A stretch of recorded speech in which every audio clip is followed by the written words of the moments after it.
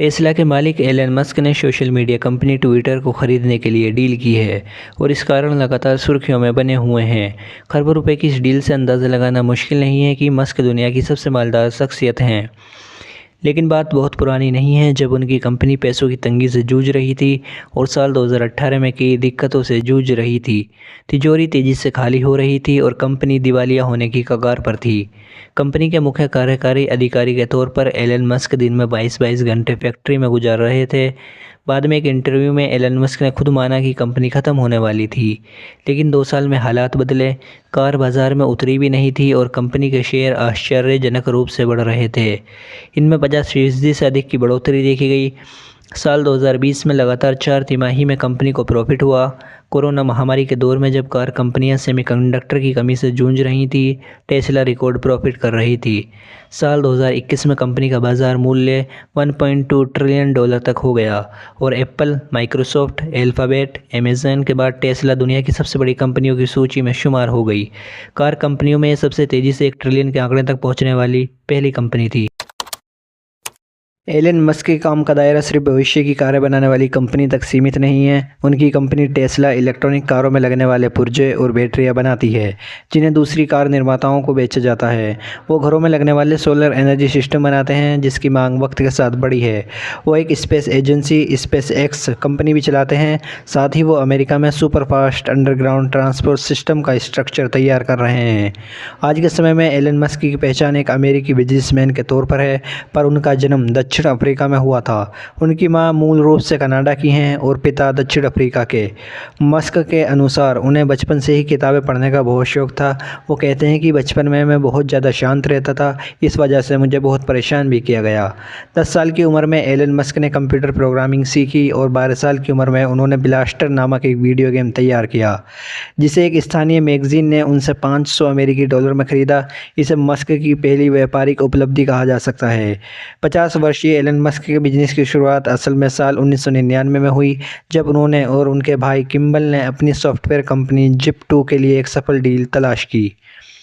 इससे मिले पैसों को 27 वर्ष की उम्र में मस्क ने एक नई कंपनी में लगाया, जिसका नाम था X.com, और इस कंपनी का दावा था कि वो पैसा ट्रांसफ़र करने की व्यवस्था में क्रांति लाने वाली हैं।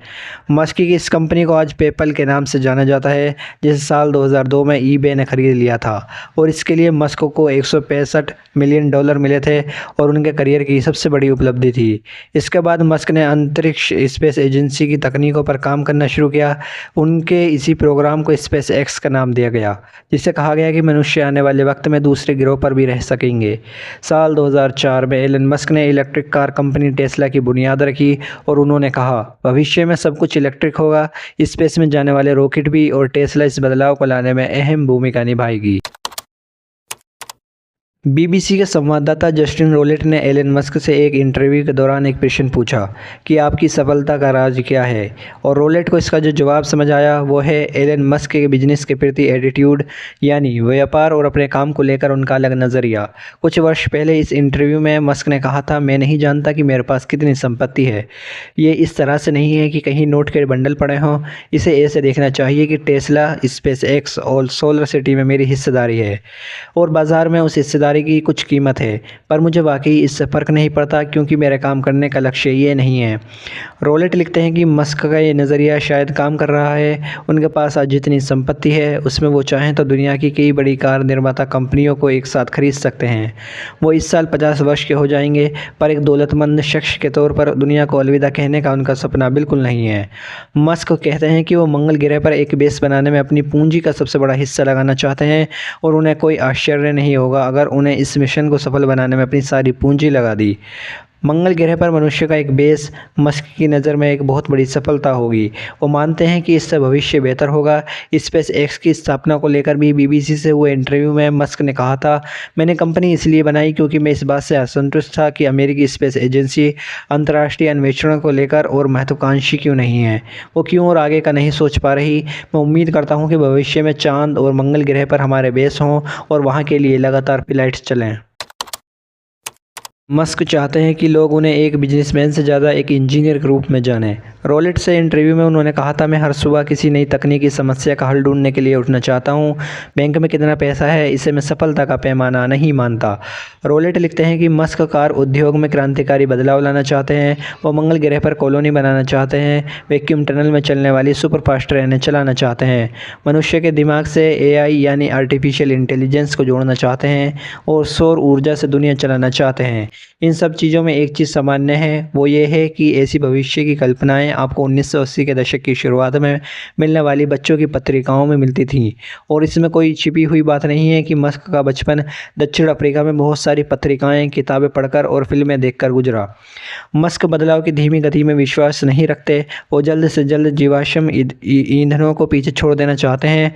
साथ ही मानवता के अस्तित्व को लंबे समय तक बनाए रखने के लिए वो मंगल ग्रह पर उपनिवेश विकसित करने के पक्षधर हैं। एलन मस्क जोखिम उठाने वाले शख्स हैं और उन्होंने ये बात साबित की है साल 2008 में। जब दुनिया ने आर्थिक मंदी का सामना किया तो मस्क की हालत भी काफ़ी ख़राब हो गई थी। इसके बाद उनकी नई कंपनियों ने कई असफलताएं देखी। स्पेस एक्स के पहले 3 लॉन्च फेल हुए। टेस्ला में भी उत्पादन से जुड़ी कुछ समस्याएं आती रहीं और मस्क तंगी में फंस गए। अपने इंटरव्यू में एलन मस्क ने बताया कि एक वक्त ऐसा भी आया जब उन्हें अपने खर्चों के लिए दोस्तों से पैसे उधार लेने पड़े, पर क्या उन्हें कभी दिवालिया होने का डर नहीं हुआ? इस सवाल के जवाब में एलन मस्क ने जस्टिन रॉलेट से कहा था, ज़्यादा से ज़्यादा क्या होता, मेरे बच्चों को सरकारी स्कूल में जाना पड़ता तो इसमें क्या बड़ी बात होती, मैं खुद सरकारी स्कूल में पढ़ा हूँ। रॉलेट लिखते हैं, हमारी मुलाकात के दौरान मैंने पाया था कि मस्क एक चीज़ से ज़रूर निराश थे और वो थी आलोचनाएँ। उनका कहना था कि आलोचनाएँ किसी आधार पर होनी चाहिए, पर यहाँ तो लोग खुले तौर पर टेस्ला के डूबने का इंतज़ार कर रहे थे। हालांकि उन्होंने कहा कि वो आलोचनाओं की वजह से अपने इरादों में कभी बदलाव नहीं करते। मस्क के अनुसार जब उन्होंने स्पेस एक्स और टेस्ला की नींव रखी थी तब उन्हें खुद विश्वास नहीं था कि वो इससे पैसा कमा सकेंगे। एलन मस्क को करीब से जानने वाले कहते हैं कि उन्हें काम करने की लत है। टेस्ला मॉडल 3 को तैयार करते समय उन्होंने कहा था कि वो हफ्ते में 120 घंटे काम करते हैं और उसमें उन्हें मज़ा आता है। कोरोना महामारी के दौरान जब सैन फ्रांसिस्को स्थित उनकी फैक्ट्री को बंद करना पड़ा तो लॉकडाउन के प्रतिबंधों के खिलाफ एलन मस्क खुलकर बोले। उन्होंने कहा, जो लोग महामारी का हवा बना रहे हैं वो बेवकूफ़ हैं। उन्होंने घर में रहने के आदेशों को ज़बरदस्ती बताया और कहा कि कोविड लॉकडाउन संवैधानिक अधिकारों के खिलाफ है। महामारी के दौरान ही एलन मस्क के घर बेटे का जन्म हुआ। इस मौके पर उन्होंने ट्विटर के जरिए दुनिया को बताया कि उनके घर बेटे का जन्म हुआ है। कुछ लोग मानते हैं कि एलन मस्क को मन को पढ़ा नहीं जा सकता और उनके व्यवहार का पूर्ण अनुमान मुश्किल है, लेकिन इसका उनके काम पर जरा भी असर नहीं दिखता। बतौर बिजनेसमैन वो एक दूरदर्शी इंसान है। सितंबर 2020 में उन्होंने कहा कि जल्द ही उनकी कंपनी की सभी कारें सेल्फ ड्राइविंग होंगी और वो अगले 3 वर्षों में सस्ती इलेक्ट्रिक कारें लाने का भी वादा करते हैं। वो इंसान सफलता क्या पाएगा जिसकी उम्मीदें हैं गैरों पर। वो इंसान सफलता क्या पाएगा जिसकी उम्मीदें हैं गैरों पर। कामयाबी होती है उनको हासिल जो चलते हैं अपने पैरों पर। आज के लिए बस इतना ही। देखते रहिए दी खान।